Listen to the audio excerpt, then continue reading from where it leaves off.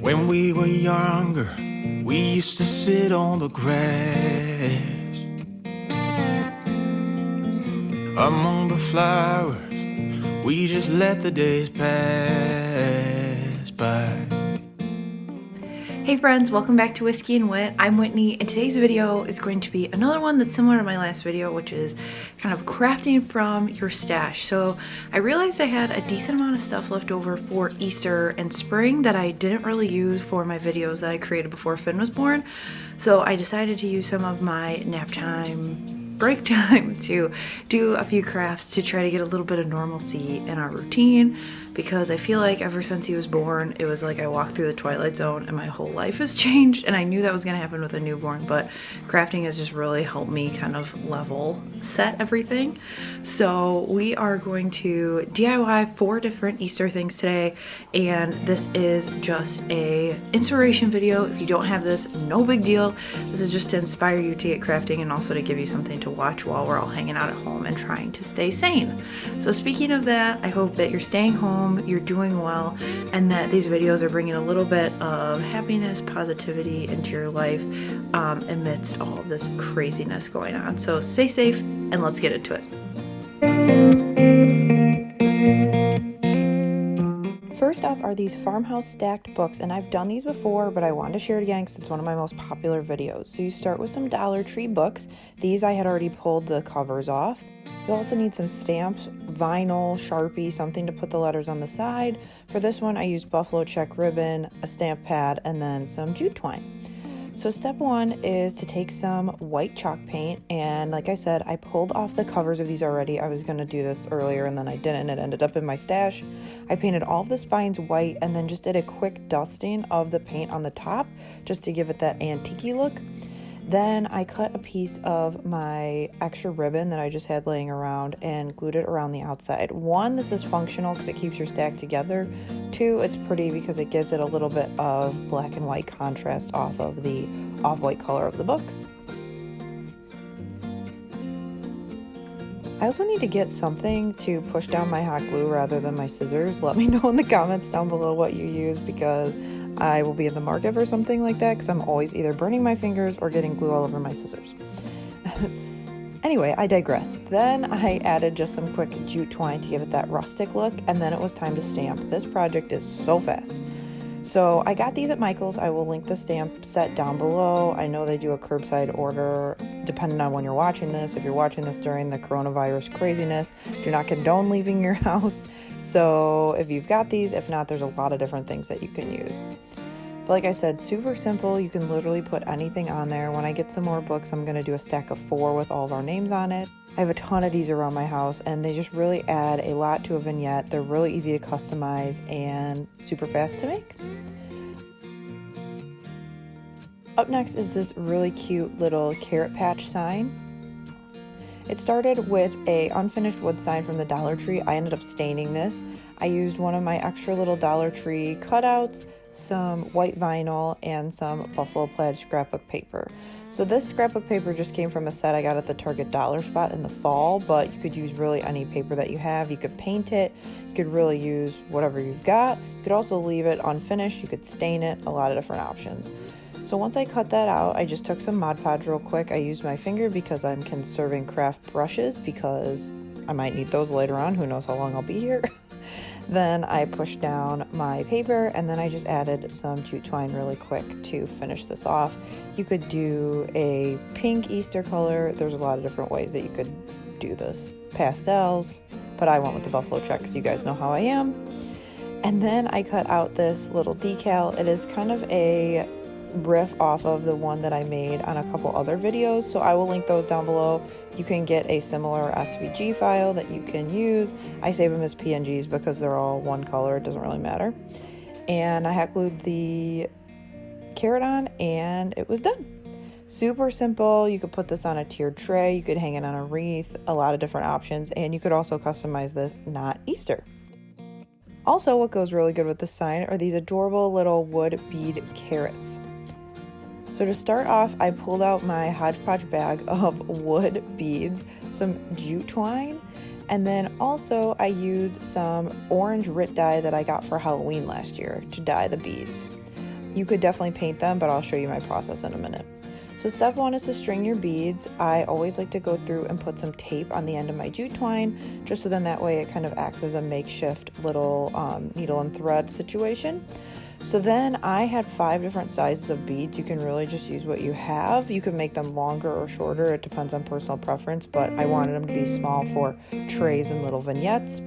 So I put them all on one string at first. It made it a lot easier for me. And then I tied a knot at the bottom, just so then that way everything kind of sat on the knot. I did a double or triple knot. It's going to depend on how big your hole is in that bottom bead.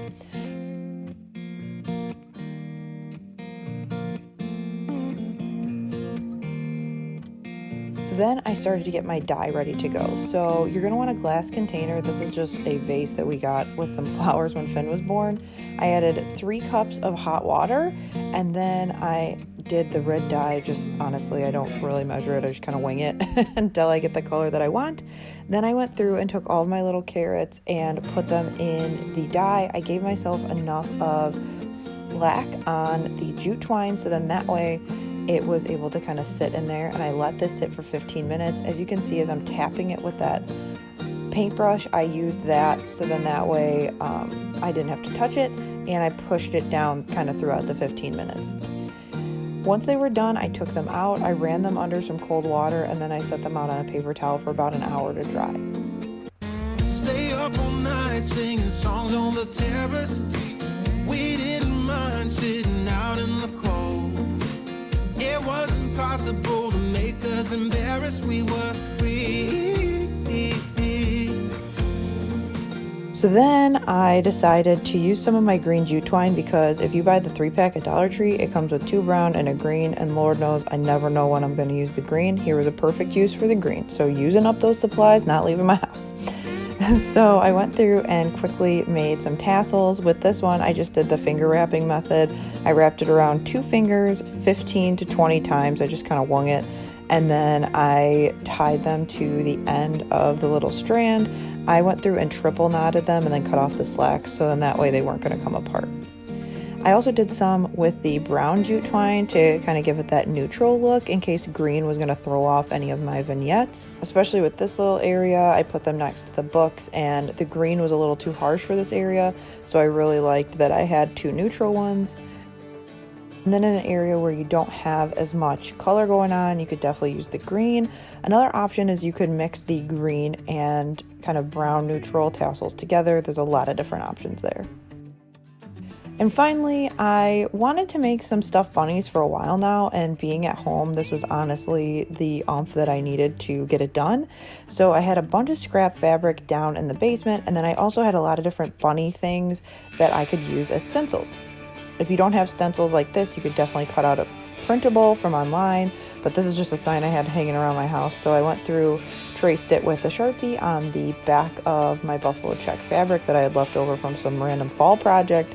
I've used this like a bunch of times. I think it got 2 yards and it's lasted me 5 million years. Then I went through with my scissors. I doubled it up here so I would only have to cut it once, but you want to make sure that you have the same sides together, especially if you've got 2 different ear situations going on like I do. One's straight, one's flopped down, because if not, then you're not going to match up eventually. So like here, you want to make sure that your outsides are together or your insides are together. So then once I cut those out, I put them insides together and lined everything up. And then I just went through with my glue gun and glued the outside. You could definitely glue them kind of right sides in and flip them as if you were sewing a pillow. But honestly, I'm a new mom. I'm running low on time. I didn't have time for that, and I liked how it looked. So you can definitely do what you want to do with your projects. Sometimes for me, it makes a lot more sense to go the easy route because things look just the same to me and they work just as well. So then I had some extra stuffing from an old pillow, and I just went through and stuffed the bunny. I also used that marker to push some of the stuffing up into the ears if my finger couldn't fit, and that really just helped. And then if any of your seams pop, because I was using cheap glue here to get through it, you can go ahead and re-glue it. But honestly, these are the glue sticks from the Dollar Tree and they worked out just fine. Every time I see your face, I'm losing track of time and space. I don't know where I am. It's like I'm wasted, and I won't waste it. And I promise that I I will stand by you forever. And then I went through and did the same thing with the bunnies from the Dollar Tree garland. I just used one as a stencil. I can't get you out of my mind. I will follow you wherever. And I won't waste this.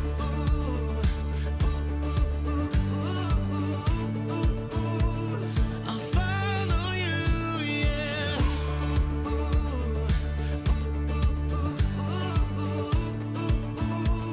I'll follow you. For this one, I wanted to add some little tails, so I pulled the tails off of the little garlands and I just hot glued them to the end. So I think honestly, even though there are a lot of different prints here, they look really cute together. The small ones would be really cute in a vignette or on a tiered tray, and I also would like to maybe eventually make a bigger bunny for this chair.